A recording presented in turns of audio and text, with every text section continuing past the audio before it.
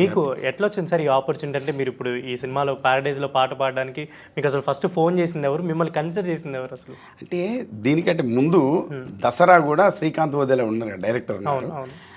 ఆయన్నే ఇప్పుడు ప్యారేజ్ డైరెక్టర్.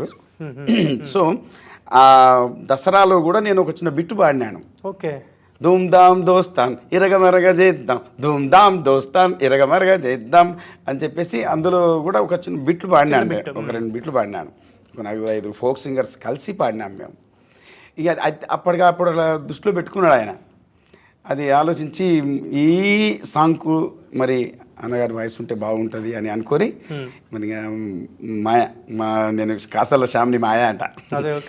ఆయన 1-2 సార్లు అంటే మేము ఒక 30-35 ఏళ్ళుగా ఫ్రెండ్స్. నేను శ్యామ్ కాసర్ల గారికి మీకు అసలు ఆ పరిచయం ఎలా ఇదంతా? అంటే మేము ఒక 30-35 ఏళ్ళ నుంచి అదంతా జానపద మార్గం.